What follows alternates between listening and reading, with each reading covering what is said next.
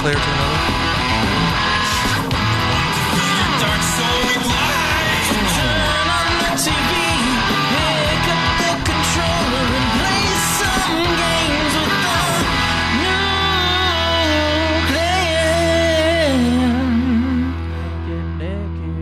Clan. Welcome, ladies and gentlemen, to another episode of Nude Clan, the video game podcast that reviews a very wide range, very different styles of games. Very different styles that of don't games, have anything to do with each other and weren't rip-offs or ripped off in any way, shape, or form. I am your host, Caleb Schweiss. I am Joe. I am your host from the East Coast, A4, and I'm not drunk this time. He has sobered up on spice and that black pussy. I don't know. I was going to say minge, but it doesn't really work. I bursted into Corey's room, and I'm like, I need you to let me stick my dick in that asshole right now so I can fucking get sober. I got to sober up. Oh, okay. Yeah, that aside, though, sodomy aside, Pacify. Is analingus sodomy? I think it is, yeah. And blowjobs, I think. When you said I needed to get into that, I did not assume analingus. Oh, he said ass. Yeah. He said he needed to get into that ass. Yeah. And then he said it was analingus. Oh, I didn't hear that. I said I got to stick my tongue in that ass. Oh, you said tongue. I thought I heard dick. I didn't hear tongue. My tongue and my dick are basically the same organ. You know, your balls do taste things. So they're apparently, yeah. I read that study too, and I'm shocked. I forgot to dunk my balls in soy sauce after I heard that. Yeah, I need to try that out later. Yeah, get like some Asian porn on. Just dip your balls in the soy sauce. The teriyaki. Yeah. Get the sweet and sour. That's fucked up. Is it fucked up or is it accurate? Because I lost my virginity to a Chinese bitch, and let me tell you, that shit tasted distinctly like duck sauce. That's the flavor has never left me. I would not say what I have experienced. I would not call that any sort of sauce. Duck. The duck variety. That I would have known, like... I did joke about it tasting like teriyaki sauce. Well, just because you haven't had any chick of the Asian persuasion yet doesn't mean you have to be jealous. Okay, A4. Oh, you've had sex with an Asian girl? Prove it. Yeah, she was half Asian, I think. She's right? half Asian. Her last name. I love when virginity or like having sex comes into question. My favorite thing is to just say "prove it," because like, how the fuck do you? Yeah, how do you prove it? Look at my dick. Can't you see? You see how worn out that thing is? I bled a long time ago. Oh, you're not a virgin? Prove it. As a guy, like, look, I'm circumcised. I'm not a virgin. Yeah, my forehymen is gone. My foreheim skin has left me. I think we had some comments on there that say like Joe's a virgin. Everybody thinks Joe's a virgin, and like, I'm not a virgin. I just haven't had sex in a very. I'm not a virgin time. anymore. Look, I have the dragon marking on my chest. I'm one of the chosen ones. I've had large swaths of frustration here, and I can't hide it anymore. I haven't had sex. You're about to say you have a large swastika, but I'm not a virgin. Yeah. I wish I could have that excuse. There was a host on here that was a virgin, and I guess there's no more virgins anymore, right? Wait, do you think we are very proud of him for losing his virginity? Schweiss isn't sure. I'm not proud. If he has lost his virginity, then I don't know. I figured he did. Children? Oh, no, I'm not talking about me.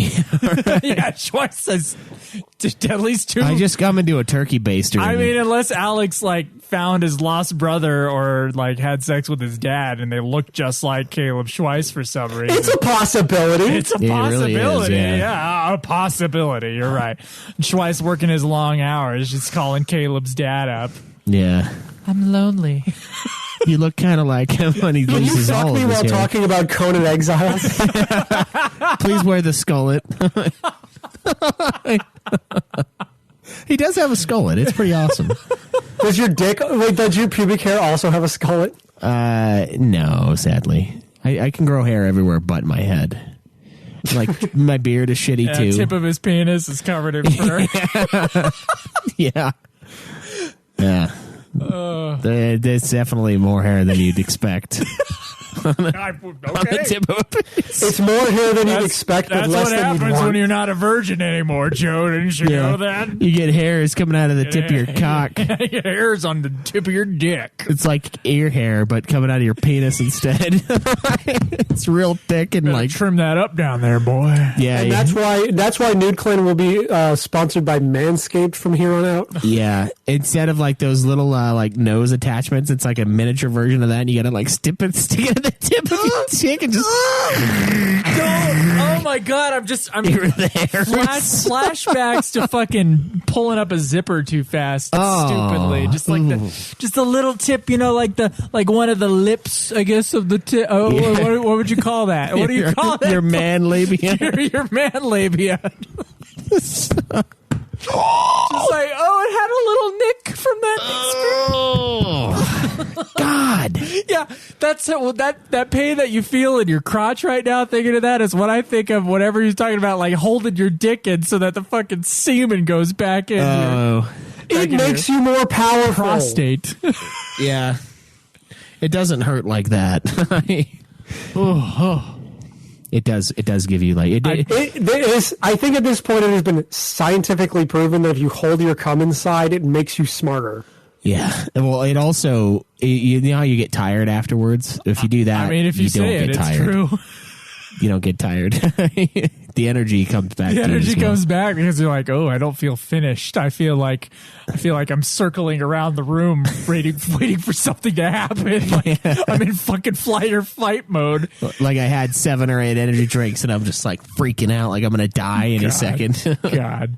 Someone's either gonna break the door down and shoot me, or my heart's gonna explode. Oh Jesus! None of these things happen in Pacify. Why not though. both? Then they can't blame the murder on them. It's like, well, he had a heart attack. Yeah, his heart exploded out of his chest, and then I shot him in the head. Yeah, it's just like what happened to Jeffrey Epstein. It's like, he killed himself, but he had a heart attack right before. So who's to say? Yeah, it was his own doing. That's the suicide of omission. Yep. All right. That also doesn't happen in this game. What does happen in this game? What were we talking about again? Pacify. So That's it. remember last week's episode, guys, where we talked about Devour. Imagine that, but it's basically like the girl from The Grudge, but a few years older. And She's legal. Don't worry. It's fine. I don't know. Well, we don't fuck her. You didn't. No. Maybe, hey, look, if you didn't install the mods, that's your own damn fault. Oh, Jesus Christ. Yeah, why is A4? Where'd A4 go? And he just like pops out from under the dress. I played Pacify Hentai too. Yeah, completed it. Pacify, Mosaic, Hentai, Sakura, Ghost Bitch 2. 37 over 20 days. Yeah. Fuck off. It is not Kingdom Hearts. So basically what you do is there are 2 maps in Pacify. The first map is a house where there's a little girl walking around. She's probably like, I don't know. She's actually 300 years old or so. She walks at first. And she kind of like flips around. She sounds, she's like walking barefoot, like with her head down. And then occasionally she'll get really pissed off and she will like rage and have this rage moment where she starts making a bunch of noise, and then she'll start flying around the house like a fucking witch ghost thing. And your objective is to find baby dolls around the house that have little markings on them to signify they're part of her curse that keeps her bound to this thing. What is that, like a lich or something? Is that what Voldemort is? I don't know. You just have to look for you have to look for the baby dolls that have tribal tattoos on them. Yeah, as opposed to the safe baby dolls. Right as you're throwing it into the fucking furnace, it's like, what can I say except you're welcome? I was thinking more of like Korn or someone that actually like fuck. What's that band that sucks? Chevelle. They say freak I like Chevelle. when you're singled out. Yeah. Yeah, so it's essentially the same exact game. This one we found out though came out a couple years before Devour. Way before, like 2017. Yeah. And Whereas Devour came out like this year, I think? it did come out this year. When the fuck did Lunch Lady come out while we're on the subject? Also this year. God damn. The Lunch Lady, I think, is the newest one. It is. Right. Oddly enough. Yeah, that was a surprise. Yeah. Well, when you picked up Pacify, we started playing it and we're like, what the fuck? This is the Well, exact... and we were watching the trailer and we were going like, is this the same fucking game as Devour? And then we played it and we're like, this is the same fucking game. Yeah. So Devour is as far as we can tell, we couldn't go down the rabbit hole any further with this. So the jury is out on this one for now, but it really does seem like Devour ripped this game right off. Yeah. Wholesale. Completely. Yeah. That first level, most definitely.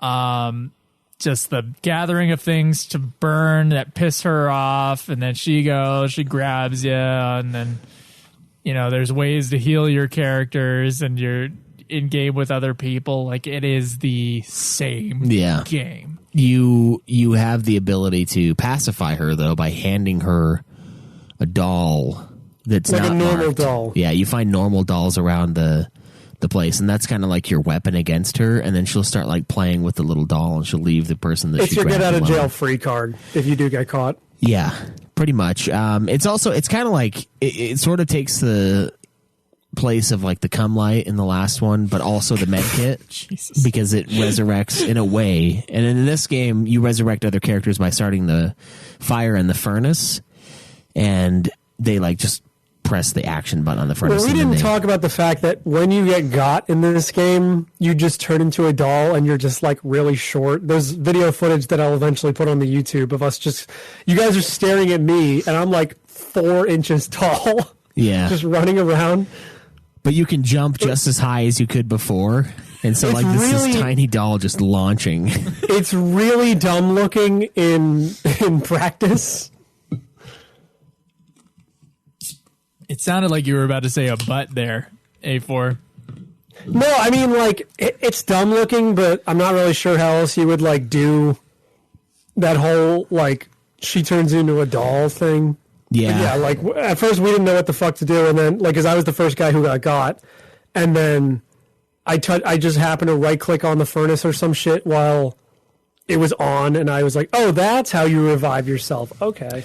Yeah, so it's the same situation. You go into certain rooms, you unlock rooms with keys that you find, and some of those rooms will have the dolls in them, and the dolls will scatter around the house, just like the mice in Devour, just like the goats in Devour, and you have to go find them. So you activate these caches of dolls to then go grab and then burn in the furnace. Very similar. The collectibles, the only thing you can really collect in this game is like little notes that kind of give you hints about the girl who's really old. And this one as well, I think. I think she was like, she had been there for a long time. Yeah, your typical fucking horror schlocky bullshit where it's like, she's too dangerous or whatever. Yeah. Stuff like that. Yeah, and you just keep burning the doll. She keeps getting more and more pissed off, and once you finally defeat her, she just collapses in a heap, and one of you has to like pick her up, Kidnap her and put her in a van. Yeah, got candy in the van. And that's it for that first map. No, but the second map is where it changes a lot. Yeah, the second map is crazy. Talk about it, because I don't think I played this one with you guys. Okay, so the second map is at a farm, and there's like this crazy fat lady walking around this farm. Is it a lady? She's a person of size. It might be a man, but I think like it has to do with a guy eating. I think eating chickens. chickens. Yeah, I heard something about like that map being glitched, fertilizer. people couldn't finish it because like the chickens were glitched or some shit. They aren't glitched. They're bullshit. They are not glitched. They're fucking. It's horribly difficult, is what it is. Yeah. Okay. So there's a farm. There's like a shed out back. There's like a weird like windmill thing that's there as well. You go in there, you can pick up, I believe it was like pans. Yeah. You can pick up bags of fertilizer. There are chickens running around the yard. And then there's like one totem thing, and you don't know what the fuck to do with it when you first start the game. And then you actually play the game for a while before the fat farmer comes out. Yeah. And you pick up these little notes, and they basically say, oh, he's been eating chickens. I don't know what's wrong with him or her. Or I thought it was a woman, but Well, the woman is the one that was gathering all the fertilizer to kill him, I think. Oh, because I she think was you're right. afraid that Yeah. he got possessed by something. So anyway, that's the only thing that kind of gives you the clue to what's happening. We did not know what the fuck to do, so I had to look it up. I'm sorry. I had to look it up in order to actually make the game, beatable, but we still had to restart the fucking farmer level Multiple over times. and over and over again. Because here's the thing. The way to get this guy into your van is to poison him with poisoned chickens, which you have poisoned with fertilizer in this By the trough. way, can we not refer to killing a ghost as getting them in your van? Is it not a great ghost? look. I don't know. It's definitely possessed. Yeah, it's something crazy. And you every time you gotta get him, you gotta like lure him with the chicken. If you are holding a chicken, because it's kind of a similar thing with the dolls from before, the dolls that didn't have the symbols on them, he'll take the chicken you have and eat it, and so you can run away from him for a second.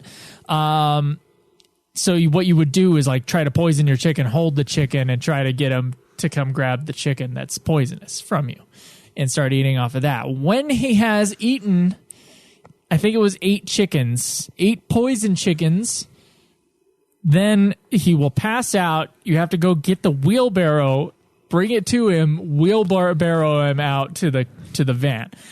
The problem is, and the thing that makes the second level so difficult and seems like it's glitching, Yeah, but it's totally not. but it's not, is that you have to get him 8 poison chickens in a row without him going back and getting a clean chicken. Because when he gets a clean chicken, he's healed all the way. All the way. We thought it was a 1-to-1 thing where it was like, okay, he ate 2 chickens here. We got to do, like, it was a math problem and we were trying to get to -8 chickens. But that is not the case. You have to fucking make sure he never gets a good chicken, or else you have to start that fucking process over again. And that totem I was talking about is the way to get your guys revived. And it's a long ass walk to that fucking windmill before the other guy, who just stands there and waits for the fellow players to come into the room before they can be revived. So it is a difficult fucking level, that second level. The first one plays just like Devour and is probably a little bit easier. The second one, I guess it has similar mechanics, but it's definitely a little bit more off the deep end. Yeah. It definitely And sounds more involved. It's hard. It's a hard one. It's also fucking crazy. Like, we're poisoning these chickens to overdose this guy on, like, household plant killer, and then we wheel him in a wheelbarrow. Oh, off and the at chickens keep asylum. on respawning. And if he gets out into the front yard and there's good chickens out there, you're fucked. Yeah. So I think what we had to do in order to beat that level, because the first one went just fine. Yeah. When we had to do that level, I believe it was like one person, I think it was Jake, had to stay out in the front yard and just kill chickens and throw them away, or like you make them pass out because they'll jump up and scurry off. You got to take those chickens. There were like 2 dumpsters, and he would throw them in the dumpsters so that the guy wouldn't get to them. And then we other 2 had to be the ones getting fertilizer over to the trough and getting the chickens that Jake had knocked out, getting them from the thing, poisoning the chicken, and being the one to get them to poison it. It was fucking So brutal. you kind of had to cheese this one too. Yeah. No, I would say that kinda was like teamwork. I would say that one was teamwork. It feels like those were set up for that almost. The dumpsters? Yeah, the dumpsters. Now that I'm thinking about it, like, 'cause why else would there be dumpsters out there like that? I don't know. We can always get the creator on the show and ask him. Be like, hey, how do you like it that Devour ripped off your entire fucking game? And then he'll be like, well, there were 6 other games before this that I ripped off. That's what I'm expecting, but I don't know. Yeah. It's a very weird, seems to me like a very unique game type that somehow Devour just ripped off wholeheartedly. But I mean, if I can be ultra reductive, it's just that game's Slender, but multiplayer. I don't know Slender. Slender Yeah, is a game where you're being chased by the Slenderman, but you have to collect 8 pages to win.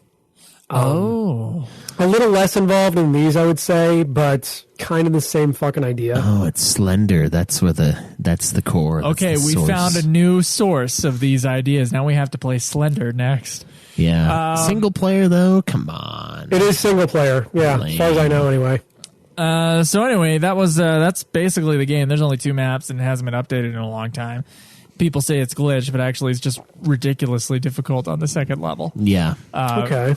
And you would think it would be -8 chickens, but that's not the case, is it? It's 8 in a row, which is brutal. Brutal, A4, it's brutal. I hear you. I mean, I didn't beat Pacify when I played with these guys. We got real close, but she goes super fucking fast when you have like 1 doll left to burn. So, And the I can dolls can understand open that doors entirely. and shit, so they're not as easy to contain as the goats. yeah. So I don't know if you guys want to delve into the story. There's not much of a story here, but I guess there is because it's like Yeah, I mean, something you're similar to Devour. you're like a ghost hunter, and you're basically going to clean up these jobs and get rid of these hauntings that are going on, essentially. And what you do is you go into the house in the beginning, and you'll find notes lying around, just like in Devour, that kind of explain the situation and explain that this girl is like possessed by something. And then you obviously capture her, and then when you capture her, she's in the asylum, and then she's like continuing to freak you out. Basically, is what it shows. Like, we got to keep her. Cutscene, yeah. We'll keep her here or whatever. And then she's like freaking you out, like coming up to the glass and shit. And then the one with the chicken, I remember it being something about this guy's wife was like really, really disturbed by her husband. Like, he had become possessed by something, and she was buying poison to poison this food and kill him. And you find little notes lying around that kind of indicate that that's what you're supposed to do with this level. But that's really kind of it as far as the stories go. It's just kind of you as a ghost hunting team trying to go do these Again, jobs. it's like it's window dressing. It seems much in the way that Devour is, much in the way that Phasmophobia is. It's just like, we need a reason for you to be in this spooky scenario. Yeah. Yeah. the same. These ones have more of a story than Phaz, so we're not going to take the story out. We did for that one, though, didn't we? I think we removed the story category. I don't Pretty remember. sure. I think it would be fair to remove story from these. It's not like it's really a major part of the game. There are but- cutscenes. You Yeah. didn't just start in the game. Yeah, Phaz is a little different. All you get is, tools. There's a and beginning, objectives. middle, and Yeah, end. I would say guess there's even a with story. Devour, I mean, I know we're not talking about Devour, but even with Devour, you get like a cutscene before you load into the map itself. I can't remember if Pacify is the same thing, but there's definitely like lore drops on little pieces of notebook paper or whatever hidden throughout the map. So yeah, I can understand that. So story, I'll echo Devour's 4. Like, I thought the chicken thing was like amusing when I was looking around at the notes, but anything past that, it was just like, whatever. It's a game. Yeah, I think I'd give it the same. It's not really compelling. It adds a little bit of backstory to everything, but there's not really much of a story to dig into with this game. Like, they probably could have done a little bit more with that second level, especially. But it's seriously, again, it's not about the story at all for these games. So, I give it that, but it's mostly about the gameplay and the multiplayer. Figuring What it was out. your story ranking again, Schweiss? 4. Okay. What about Do you count yourself as beating it? You didn't beat it, did you? Hey, I didn't beat either map, so I'm not going to count myself. Look at this. Damn. Yeah. Gameplay. Wow, Devour ripped this fucking game right the fuck off as far as I can Yeah, tell. but that came out way later, so I don't think you can really like fault this game for that. So I don't default Devour? No fault this. Oh, I'm not going to fault this at all for that. I do think it plays pretty well. I think it's a pretty fun game. We had there was a little bit of a period of time of being like getting used to just the fact that we just played a game like it. So I'm not going to really talk about the first level that much in terms of its gameplay. It's really the second level where there are some issues when it comes to the gameplay, mostly having to do with the count of the chickens, which I think is deeply unfair to the gamer to not track that in any way, make people feel like the game is glitched. It's just it's kind of ridiculous. So although I had fun doing that and figuring it out and playing with Jake and Schweiss online, I'm gonna dock it a point for that. So I'll give it a 6 out of 10. I enjoyed myself, but it has some issues, especially with the second level. Yeah, I'm probably gonna give it. Oh, shit. I'll probably give it a 7. I think it's okay. I think that I can see why Devour ripped it off, because that first level is pretty fun to play. It's like a fun gameplay mechanic. Honestly, this should be like a mini game in another game, Yeah, that's a good point. like a game mode. Would you say Devour A game mode in a improves much upon it? bigger horror Because Joe, game. yeah, Joe gave Devour a 7. I but would he's say giving this game a Devour 6. improves on it Yes. just a little bit. Okay. Yeah. Devour All is right, just checking. Devour is the king of these games so far, even though it completely ripped this one's first level off. Having played both Mercilessly. this and Devour, I would agree with you on that. Yeah. Until we find I didn't play Lunch source. Lady, but Lunch Lady looked like kind of dog shit, so Yeah. I'm willing to take your word on Let's that not one. spoil future reviews, A4. Yeah, I would say that one's probably the bottom right now, but I haven't finished it either, so. You never know what happens right after. Yeah, who knows what that lunch lady turns into. Maybe she turns into a hot blonde. Ooh. Yeah. But yeah, it's okay. It's fun. It's a fun idea. I think it would have been cool if we would have played this one first, but I knew about it. I had seen it, but honestly, when I saw Devour, I just assumed that was the same game, and I forgot about Pacify until I was like looking at shit that was similar, and I was like, oh yeah, I remember seeing this one like a while ago. And so we just fucking picked these up in like a 2-day period and just played both of them. When we looked at other games this person had made, it was like Emily Isn't Here Too or some shit like that. I don't remember. the Emily exact- wants to play, I think, or Emily- something wants to I play. think you're There's right. 2 of those. Yeah. I think you're right. And that was one of those things where it was like, okay, is this the same game type? And I was looking at it. It's like, no, but it also wasn't multiplayer, so we didn't try it. We were all trying to play together. So I don't know. I had a good time with the game. It just, and the second level, I guess, was worse in terms of like that real big flaw in design, but it was a little bit more clever too. So Yeah. I don't know. It's a tough call on that one, but I think I will dock it that 1 point. The sound, I guess is just sound. Was there any music to this one either? I don't think so. No, I don't recall any. I don't remember either. So it's obviously not sticking with us real well. It does have the same jump scare thing that Devour had. Both of those games, and I imagine Lunch Lady heavily rely on the jump scare factor. I mean, there is definitely a sense of dread as you're playing these. I think maybe in Devour a little more than this game, Yeah. but it's really just sort of turning up the knob on your fear meter until it just hits you with that jump scare when you get caught. Yeah, so this one less dynamic in the sound design. It is a slightly older game, but it's only 2017. I can't really give it that much like leeway there. I Yeah. think I really like the sound of. I mean, we're just gonna have to compare the games because that's what they are. But no, it doesn't stack up to Devour's sound design for me. I thought it was fine, but I never had the thought of like, wow, this is really like big. This is enveloping me. You know, I never had that thought. So, I'm gonna give the sound because it just seems like it was fine. I'm gonna give it a 7.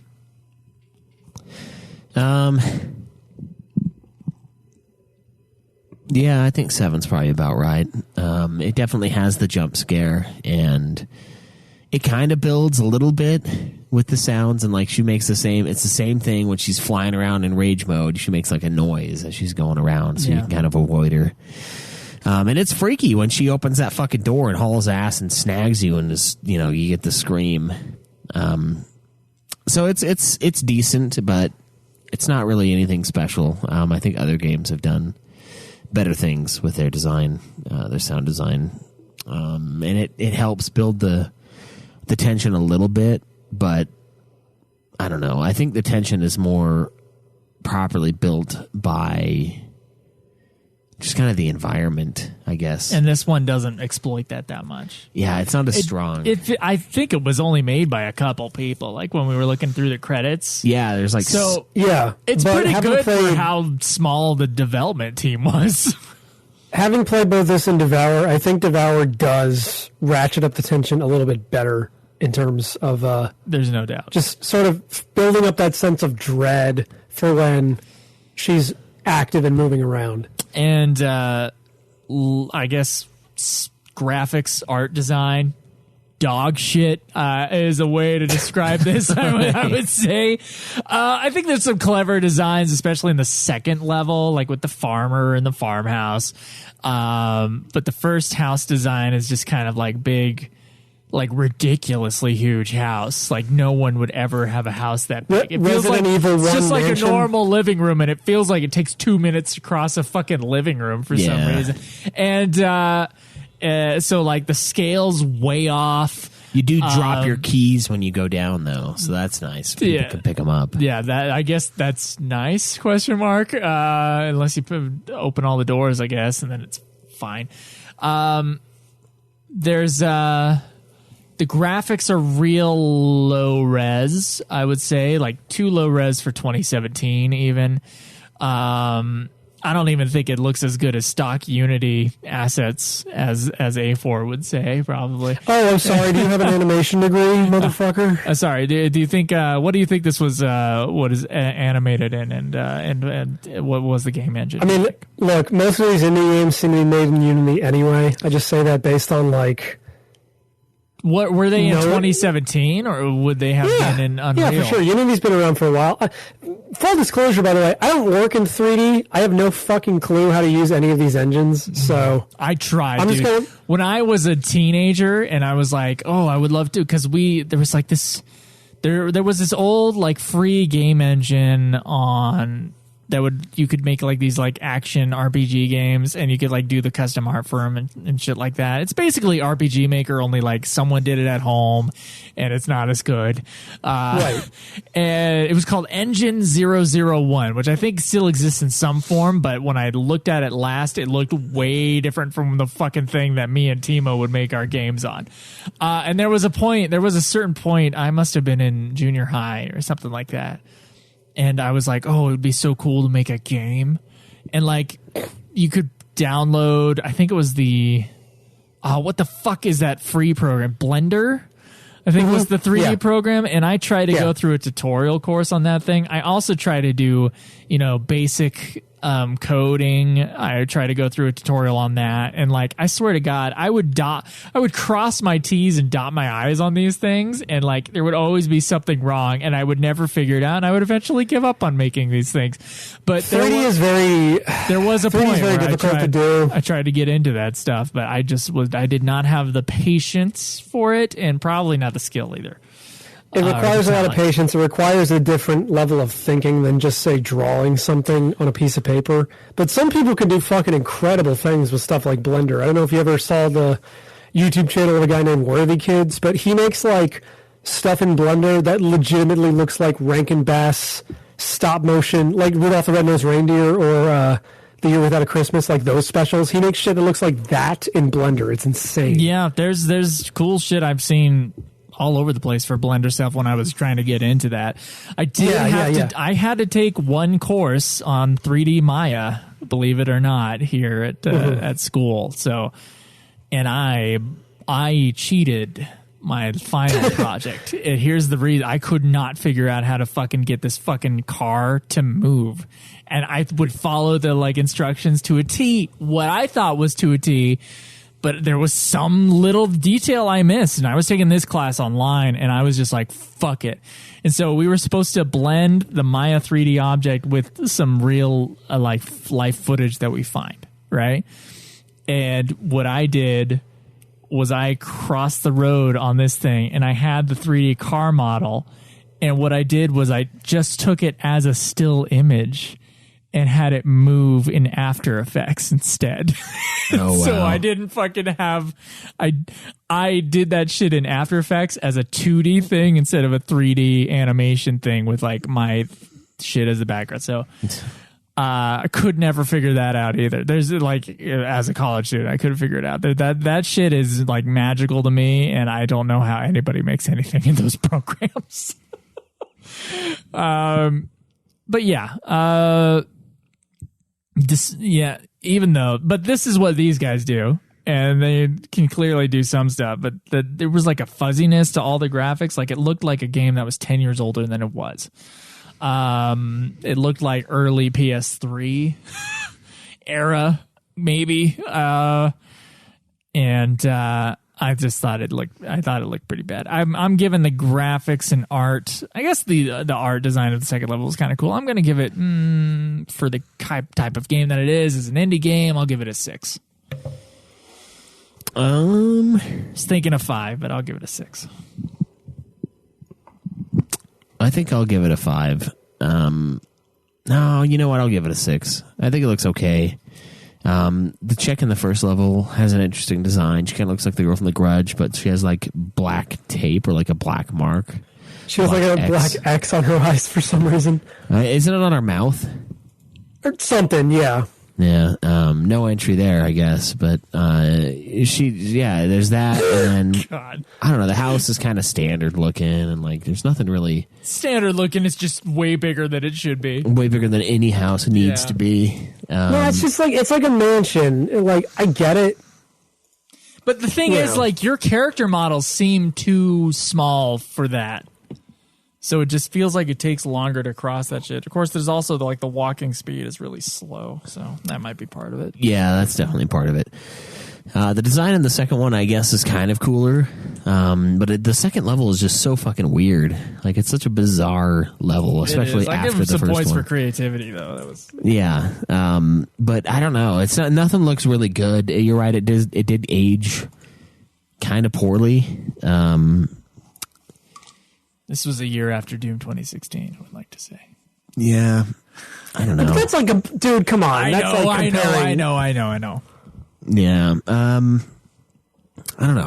I'm not really into the art style or anything. There's nothing stylistically pleasing about it either. It's just kind of stocky. Just like the last one. It's just kind of stock images, maybe a little bit more than stock, but I don't know. It just doesn't look very good.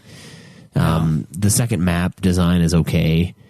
But it all just seems like an excuse to have a game like this, like a game where you're running from something and you're exercising them from the premises, basically. But yeah, I don't think it looks very good, and it has aged pretty badly for a PC game that's only 3 or so years old. So, the last section of the review is replayability. We played this over and over again on the last level for sure. Maybe not because you wanted to. Not because we wanted to, but I feel like that's part of the game. You don't just play it once, right? You try to just play it once, but yeah. I know that will never happen. I think did we beat the first level in one try or two? It was at least 2. Okay. I think it was 2. We were already kind of accustomed to that game. Oh, yeah, we had type. to figure it out first, and then we did it. If it was in one try, it sure as shit wasn't when I was there, because we did it 3 or 4 times that night. We're 9 out of 10 dolls burned. Never mind. It feels like it was easier than I guess it was on the first level. The second level was difficult. Yeah. If there was a third level, I would definitely play it. Just like with the game that ripped this one right the fuck off. I would play a third level if they released one, but I don't think they will in this case. This game's a little older, and I don't know how long ago they put out the farmhouse level. I don't think it was that I old. think it was somewhat recent, actually. Yeah. Oh, well, fuck. Hold on, let me check. Then the answer is, I guess my diplomatic answer is 50-50 on this one, because if they put one out, I'll definitely play it. If they don't, then the answer is a 0. So it's a 5. 5 for me on replayability, depending on what they do with this game in the future, if they decide to add on to it as the indie $5 game that it is. Yeah. Replayability. It's kind of it's not the worst that I've played of this genre so far. Like I said, I think Lunch Lady might be on the bottom, but I haven't finished it yet, so I don't know for sure. So you don't know if it suddenly goes in awesome mode on the last? It might, After you find the last piece of paper? Who knows? But this one certainly, I think, is a step down from Devour. And I know Devour ripped off almost everything from this game, but it ripped it off and it polished it up. It cleaned it up for sure. They're like, we can do better with this. Yeah, we'll do the same thing, basically, but we'll make it better. Yeah. So the farmhouse update was June of 2020, and apparently the developer says that a woods map is coming in. That was in January.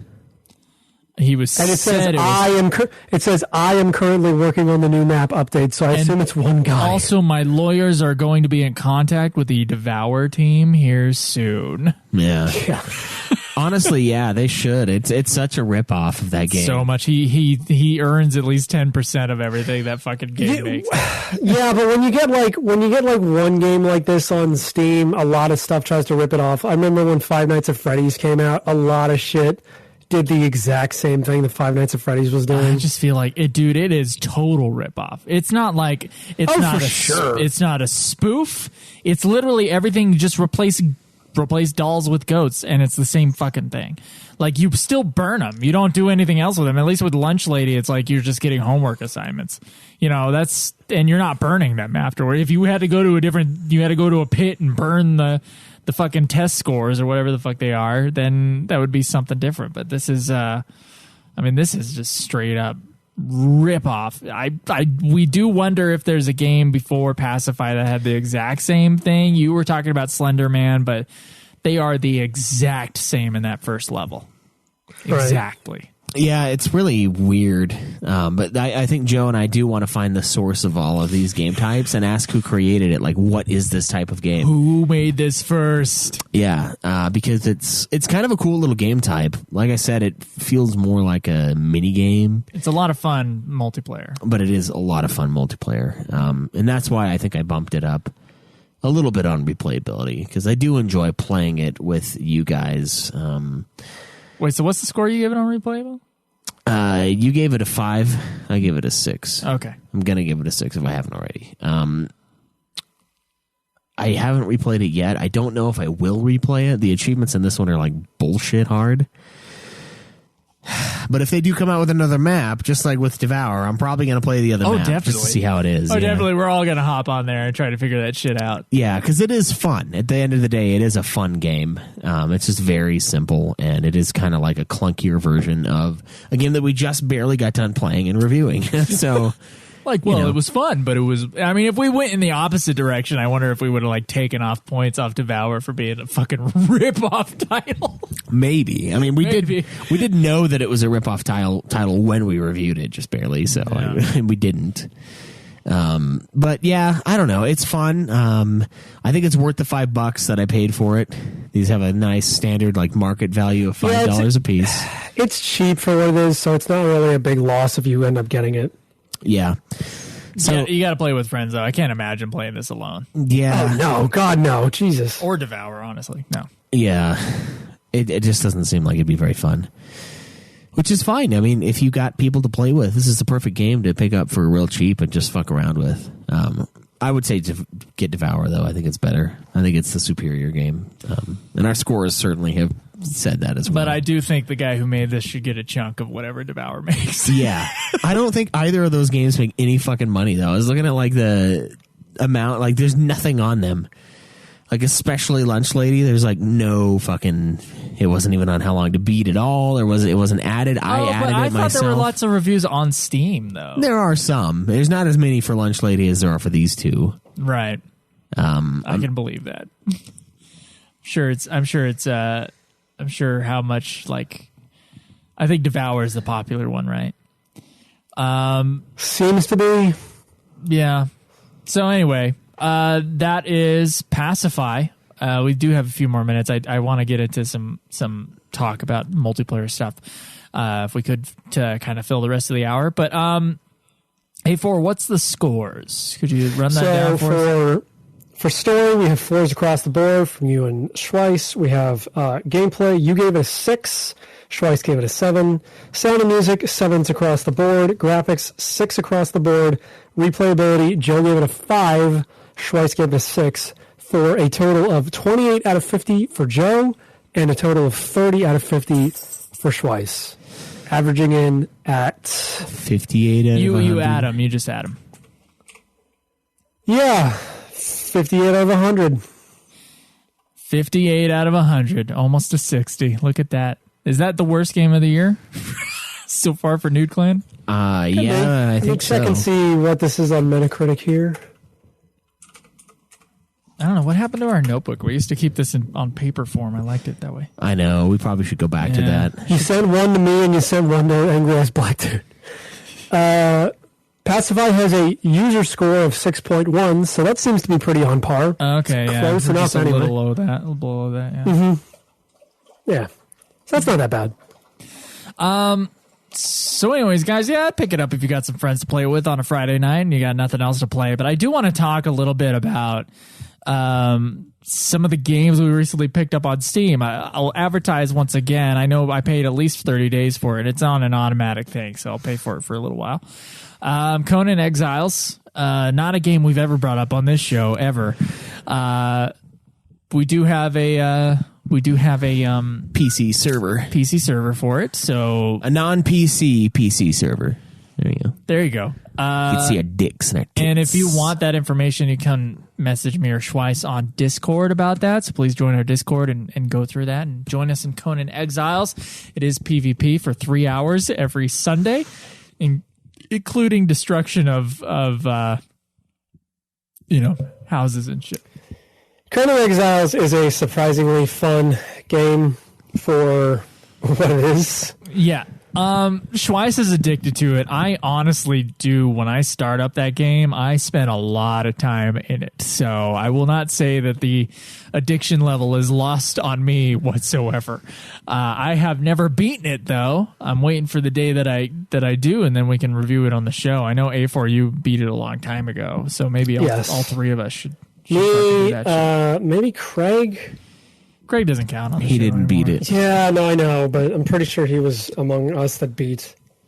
I know. I did back in the day. He wasn't. I tried to beat the game as like cheesing it, and then I kind of got bored with like I put everything on super easy basically, and then I was just like, I don't know where to go.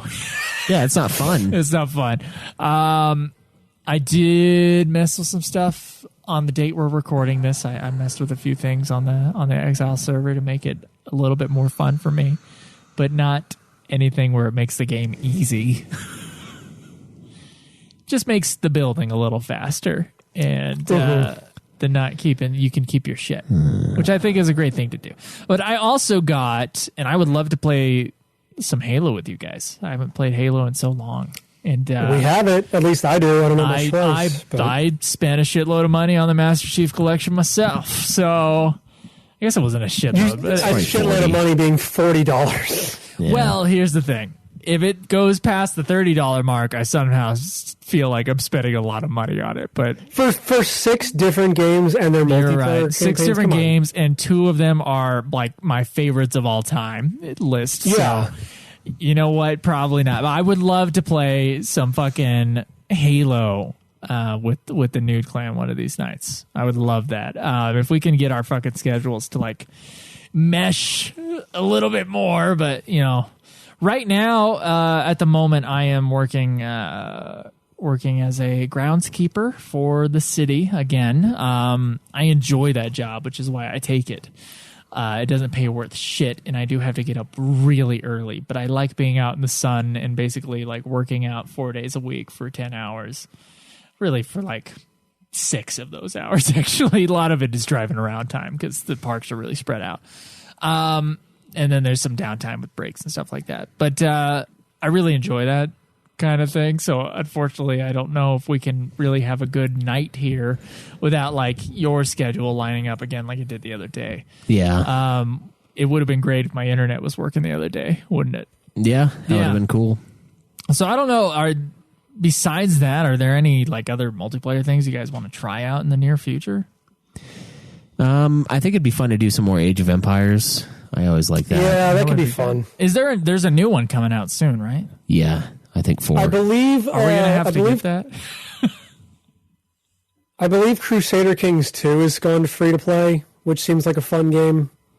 Maybe not in the same style as Age of Empires, but kind of the same atmosphere where you're like kings and just random shit kind of happens to you and just sort of roll with it. Yeah, I don't know, man. I would like to. There was something about. So I moved back to Utah after being in Colorado, working my butt off to pay off my debt for 5 months, and I spent so much fucking time just by myself. Yeah, and I just have this like deep need to fucking have fun again and play with people and be around people. And it's, COVID's going away. That's half the reason. So half the reason I went to the film festival was to like hang out with other people and like have and I had a fucking great time, by the way. And so like I would love to make multiplayer like a bigger thing or have something a little bit more regular. I don't know, Schweiss. I don't know. What does the future hold if you go up in management on that job? I mean, if I happened to get a spot, if one opened up and it was granted to me, it would probably be nights again. But I'd have 2 days off most weeks. Damn. So depending on what those 2 days are, I mean, if it's the weekends, we could still do stuff. Yeah. But I don't know. It all depends on what opens up when and how I go about it. I mean, I could always bid off of my job and make less money and just have Saturday, Sunday off. You could. It really just depends on like what's important to you at the time, huh? Yeah. So I don't know. Because you would have more time with your family too that way. Yeah, I would. So, yeah. A4, what is your schedule like most of the time? I mostly work the back half of the week. So Thursday, Friday, Saturday, 12 hours, and then every other Wednesday, 12 hours. Have we said what you do before? I'm not sure, but I'm not really opposed to sharing it. I just work in a factory. I do like, what do you call it? Fuck. Extrusion. What do you call that thing I do? Oh yeah. No, I do extrusion on welding cable. Virgin. No, I did like the jacket you find on like different wires. I basically do extrusion on that. So we all have. So me and you both have college degrees, and we're working blue collar jobs. I wouldn't call mine a college degree because it's for art. So well, mine is for digital media with a concentration in digital cinema production. Okay, so we're basically on the same page. We're basically on the same page. I mean, it's one of those things where you got to move to the right place and know the right people, and it's going to be a pain to get into the actual industry you want to get into. So, yeah, it's one of those things. Yeah. I mean, my other thing with going to the film festivals is trying to network, which I've never done before, but I made a real fucking hard effort to network this time around, which really just means make friends. And I feel like I did that, and I don't know if it'll lead to any jobs, but it sure does feel like I'll be on more sets. And I read there was this guy who, because we're all making our little shitty films, right? And trying to like make the next one better and whatever. And I talked to him a lot about how he made his money back on his like $8,000 movie that he made. And I actually got to read his last script, and we had like a phone conversation on on the what do you call that chat thing that the Chinese made? Zoom. No.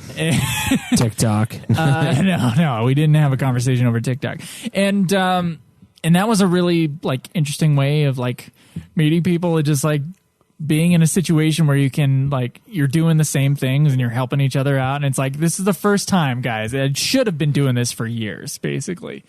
It's just like, how does networking work? And I was like, oh, this is how networking works. Because now we know, like, we've seen each other's, work and our scripts, and we know what each other can do. And if we have a situation where that person can slot in, then they can slot in. I also actually, I finally hit up this producer guy I know, and he read the script that I have going out right now, and he liked it, and we talked about it over I emailed him, and I actually asked him, can I get your, or would you be interested in producing this or something like this? And he actually read it, and he's not going to produce it, but he gave me really good notes on it, and I really appreciated that. So I don't know, A4. I don't know if it's all over. I don't know. What do you want to do? I mean, animation's just a weird thing where I kind of need like a group of people to work on something. Animation, like doing animation by yourself is basically an impossibility.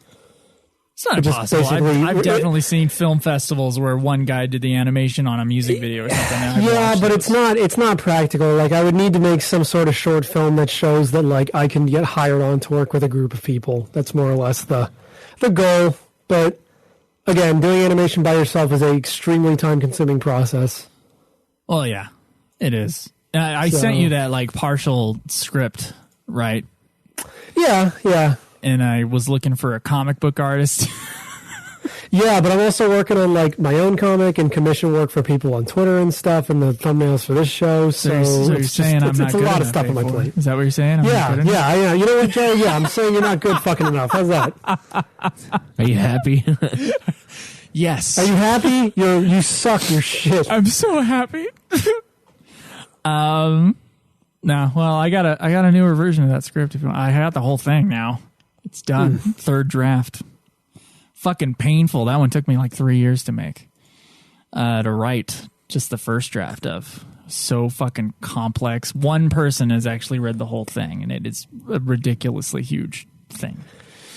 Look, man, it's taken me more than a year to get out chapter 1 of my comic, which should just be called The Writer's Thinly Veiled Fetish. But yeah. Yeah, I've read the first panels. I don't know.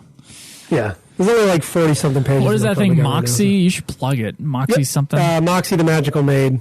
Moxie. It's about a girl who takes a cleaning job, and her boss just turns out to be a giant buff vampire that she becomes infatuated with. So she dresses up in a maid costume from a porn store to try and seduce him, and eventually she learns how to do magic from him. So, okay. Well, you do have something right, A4. I don't know if you noticed this about your peers, but you do have like something happening and a character trying to do something in order to get something else to happen. It's weird. It's almost like that makes a good story. I know, but A4, how many fucking local scripts have you read over there in Philadelphia? How many? How many Not shitty enough. fucking ideas have you had to go through and be like, hey, there isn't a story here. What is this? Something happens and then something else happens. I haven't read any local scripts from the southeastern Pennsylvania area, but I will say, based on what Hollywood's putting out, where it's just like, oh, Mulan's just insanely powerful right from the start of the movie, and she never has to work for anything. It's like, yeah, it's not how story works, Disney. Maybe try again. We're not talking about those movies. Yeah, I know. No one's at film festivals trying to make those kind of movies. I guess I'm just saying, if I'm doing something if you're that talking about Hollywood's not doing, Philadelphia, I gotta be working on something, right? Then M. Night Shyamalan's from your neck of the woods, right? Technically, yeah. I think Signs is based like where my dad grew up. I don't know any other Pennsylvania filmmakers, but that seems like the king over there. Right now, the king in Utah is Jared Hess of Napoleon Dynamite, Nacho Libre, and Murder Among the Mormons. He just did. I did not know that. He's fantastic. He's the best filmmaker living in Utah right now. The best filmmaker from Utah ever. It's a toss-up between Don Bluth, who grew up in Don Utah. Bluth from Utah? He grew up in Utah. He No was born in shit. Texas. Then I think when he was 6, he moved to Utah. He lived in Payson for a long time. Oh, wow. And Well, I love me some Don Bluth. yeah, so- Don Bluth's an amazing filmmaker. There's another filmmaker who you're not going to know. Sorry, A4. But he's also makes really great. He made really great comedies in the 1970s. He was a big part of the new American cinema movement in the 1970s, and it's Hal Ashby. I don't know if you've heard of him, but he did. Oh my God, I'm blanking. He did Shampoo, which is not one of his super famous ones, but it has a lot of famous people in it, which is a great movie. He did Being There, which is a real classic 70s, it might have been early 80s movie with actor whose name I'm forgetting right now. And Harold and Maude, that's the one. That's the one he did as well. So it's a toss-up between those two guys. Great filmmakers from Utah. So I don't know about other filmmakers from Pennsylvania. I'm sure there are some. But anyway, I have no nerd idea. conversation. Of course you I know also, Don wouldn't Bluth. say, I also wouldn't say that M. Night Shyamalan is a fantastic filmmaker. He's a great-ass director, but his writing as of more recent movies, I guess, isn't fantastic. He definitely had a dip. We talked about him a couple weeks ago. Yeah. No, actually, my hometown, Reading in Pennsylvania, has a pagoda, and that was supposed to be in The Last Airbender, and thankfully that shit got cut out of the movie. I would say, I don't know, when I'm judging an artist's work, I mean, there are great filmmakers that have. Oh, God, who was saying this, actually? I'm taking this from Francis Ford Coppola, I think. It's like a great filmmaker has, 2 masterpieces. And then, a really great filmmaker has more. And he was talking about Akira Kurosawa because he said he has 8 masterpieces. When I was counting them in my head, I'm like, I think we might have the same 8 as the great Kurosawa films. But remember, Kurosawa made 30 movies. So I like to be a little bit more, Overall. Oh, I would say what are the peaks? The more higher up they are is the more peaks they had in between troughs, to me. So, I would put I think M. Night Shyamalan, I haven't seen Split and I've heard it's fantastic, but let's say he has 4 great movies. I've heard good That's things a about pretty Split. good, that's a pretty good fucking run. I've heard good things about Split. I've heard good things about Glass. And I've heard good things about the found footage movie he did, the little one that was his comeback one before Split. So I don't know. He might I know he made some stinkers. Lady in the Water is a weird fucking movie, and Happening is junk. I've never seen Last Airbender, but Well, let's put it this way: The Last Airbender is a bad kudos movie. to the man who made The Sixth Sense and Unbreakable and Signs. Kudos Let's to put it that this way. guy. Let's put it this way. The Last Airbender is a bad movie, even if you're not a fan of the source material. And if you are, it's even worse. I believe you, but I don't think it erases 3 great films, which he did in a row, which is pretty cool. And apparently Split's Fair. good, which I haven't seen. I love James McAvoy, though. I love that actor. Yeah, he's good. Yeah. So I don't know. We gotta do more multiple. So stuff. Spielberg's the greatest director ever because he's got the most pretty good movies and only a couple shitters. I mean, yeah, he only has Spielberg never goes so bad that it's hard to watch. Yeah, exactly. So his average. What about shit- Bicentennial Man? if or we're is that not going him? by that's not him. If we're going by I'm thinking of averages, AI. I'm thinking you of are AI. thinking of AI, which is fantastic. and that's half. That's half Kubrick. Yeah. So And Spielberg claims that the sentimental stuff is actually the Kubrick stuff, and was probably why he didn't want to direct it. And that all the running around with all the violence and all the crazy shit, that was him. I don't know if I believe him, but that's what he says, which is an interesting idea that Kubrick. But I mean, wouldn't you say the greatest American filmmaker as far as I actually think probably the highest averages would be Kubrick, despite the fact his first 2 movies are dog shit. He has such a great run up until he starts his last 2 movies kind of falter a little bit. But what are the last 2? Full Metal Jacket. Full Metal Jacket and Eyes Wide Shut. They're not great. Yeah, films. Full Metal's pretty Full good, Metal but- is half a great film. There's The first half. There's an Yeah. amazing short film in Full Metal Jacket that everybody remembers. And then the second one is like, oh, all the other Vietnam movies before this that were like big hits way outperform that movie. What about Tarantino? Oh, he's up there. Yeah, he's a up better writer than a director, though. He steals a lot. He borrows a lot of shots. I don't think that really matters. He's a movie. I think everybody borrows shots. He's a guy that watches a lot of movies that also directs movies. Like, and I know most directors probably watch a lot of movies, but he's like obsessed. He's with movies. becoming a more stylish director as he's going along. Yeah. Hateful Eight, I thought, had some really interesting stage work with like really weird, crazy camera movements that are almost invisible to see unless you're like paying attention to it. And then Once Upon a Time in Hollywood is just really classically well directed. He's getting more subtle, I think, actually. That's really what it is. I just like his writing. I think his writing is his super writing good. is he's probably number 3 greatest Hollywood writers. Behind who? William Goldman and Aaron Sorkin, in my opinion. What about Edgar Wright? Edgar Wright's great. Ed No one's arguing Sorkin, about really? that. Sorkin, fuck yeah, Sorkin. No. I tried to watch A Few West Good Wing, and I was Men. like, A Few Good Men, the first 3 seasons of West Wing. nobody talks like that, though. Like, nobody just like talks and talks and talks and talks and talks. And I'm just But like, it's so it's the thing though. When you're watching a movie that has been written by Aaron Sorkin, his writing is the star of the movie. Like Social Network, it's directed by fucking David Fincher, but you're in it because of Aaron Sorkin's writing. It's so fucking pitch perfect and it's wonderful and musical and all that stuff. And I would say William Goldman on top of that. William Goldman did All the President's Men. He actually like kind of mentored Aaron Sorkin for a couple years as well. So there's some similarities there in terms of like how like he did All the President's Men, Butch Cassidy and the Sundance Kid, which is another one of those like great dialogue all over the place kind of things. And then Princess Bride, he also wrote the book and the screenplay for. oh, really? Yeah. Oh, wow. Yeah, dude. And he's an amazing writer too. So if I were to like rank the top 3 writers, I don't know. It's kind of a toss up between those 3. Is Aaron Sorkin, William Goldman, or Quentin Tarantino. Yeah. But none of those movies have better writing than Clue. I haven't seen Clue since I was a child. I don't know. I've heard You it's should good. fix that. Yeah, I know. I think it's streaming somewhere right now. Best board game movie ever. Best board game. Should we review that? Pretty It's much. based on a game. Yeah. That means you also have to review Battleship. Battleship. With, I thought Rihanna. the same fucking thing. Oh fuck, we got to review Battleship. What about Yahtzee? It's a Yahtzee movie. Is Like, Yahtzee? you play as like a family that got shrunk. Weren't and they then going to you're make on a the Yahtzee Candyland board. movie that was like adult or something?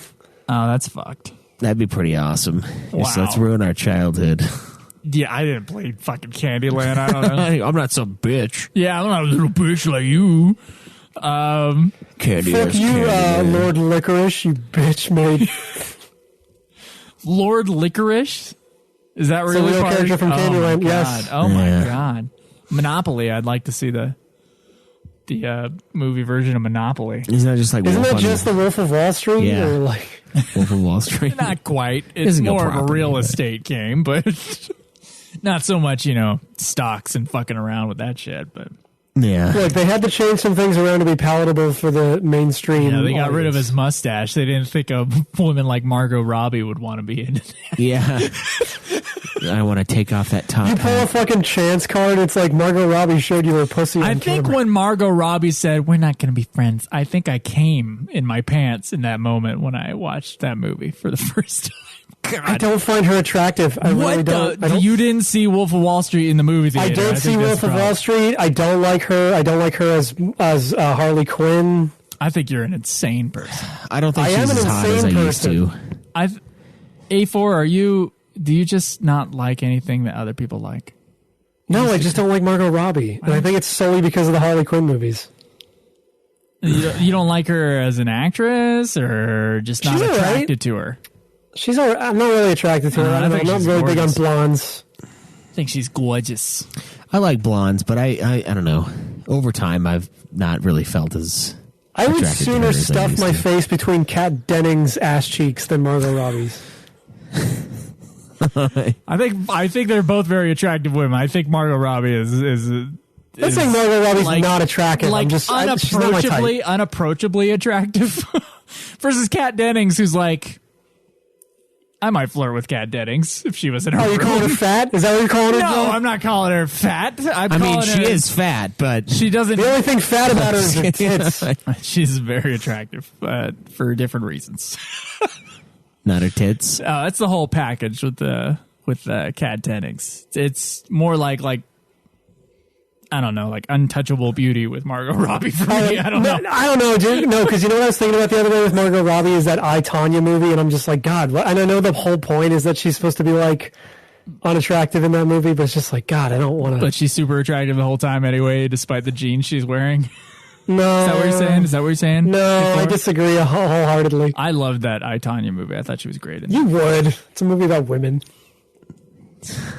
Jesus Christ. Yeah, A4 is super straight, so he doesn't like movies about He doesn't women. like. I identify as super straight, and how dare you? I want nothing to do with women. I'm straight. That's why he watches. That's why he watches transsexual porn, because it's a woman with a dick fucking another woman. Just that one time. So Come on. there's no male parts there. It's a chick with a penis. There's definitely a male part there. No, it's a girl though, Joe. It's a girl. She just happens to have a dick. Right? That's super straight. That's what It's not gay if she has tits. Exactly. She can't be a man and have a nice rack. Can we all protest Pornhub for not like It's filtering that shit why out the of there. fuck? Okay, so you go onto a pornography website, and let's say you're in the mood. As opposed to going on a pornography website to be like, I just want to see what the trends are. Yeah. I just want to see what the kids are into. What these are the days. trends? God, you press the trends button? What is wrong with you? Okay. It's a portal to hell. What's everybody interested in these days? It's usually like some like name of a person I've never heard of. It's all stepsister or which there was one I was watching where they were like, brother. I'm like, now I gotta stop this. She's saying brother way too much. Like she's overselling. What if she's like Hulk Hogan though, like a female Hulk Hogan? She just says it a lot. Well, he's got his own tape if you want to check that out. I never have. And there's a certain word that he might say in the middle of that tape. I think it goes a little something like this. It's an N-word. It's definitely an N-word. It's definitely an N-word. I don't know. Are you getting big? Did he say that? I'm pretty sure. I thought it was Dog the Bounty Hunter, who is a similar man. They're the same guy. Dog the Bounty Hunter was the one who got in trouble for saying the N-word. I'm pretty sure Hulk Hogan did as well, because he's like, I don't want my daughter dating these guys, dude. I thought it was Dog, but maybe I swear to God, Hulk Hogan also did. Maybe they both did. Wow, everybody's dropping N-words here. Anyway, this is petered out. So let's fucking end this shit. Pacify. Yeah. What were you saying? It's We need to take Pornhub to task for? Oh shit! Quick? That's right. Pornhub. Look, there needs to be the chicks with dicks option needs to also be something you have to opt into, not something you opt. It's not even something you can opt out of when you're watching straight porn. Just put it in or super you're browsing straight through where straight it porn. belongs. It only has like the straight option and the gay option at the top of the page. And the fact that there's not like another option, it's where it's like chicks with dicks or like really gross shit that you don't want to see the still frame of when you're fucking going through the when you're growing. when you're growing. I'm telling you, man, it's propaganda. They're trying to hypnotize you. You gotta be careful. I'm not fucking watching that shit, but sometimes you see a still frame, and also not all the gay results are taken off either, which I don't really appreciate. I'm just saying, you gotta pay attention to the last names. I'm not there for dicks. I'm not there for dicks. You gotta pay attention to the last names of all the pornographers. I think you'll notice a trend, but that's another story for another podcast. What? What are you saying? Pacify gets a 58 out of 100. 58 out of 100. Okay. Very nice. Yeah. Very close to Metacritic's user score of 6.1. So we're almost on there. 3 points off. Cool. Well, guys, thank you so much for hanging out for this episode of Nude Clan, and be sure to check out our other shows. Donate to our Patreon. Sub to us on Amazon Prime, using your Amazon Prime on twitch.tv/Nude Clan Gaming. Please give us your goddamn money so we can keep doing what we do, which is this. Until next time, guys, live always in the nude. Walk with your cock held high. Fuck off.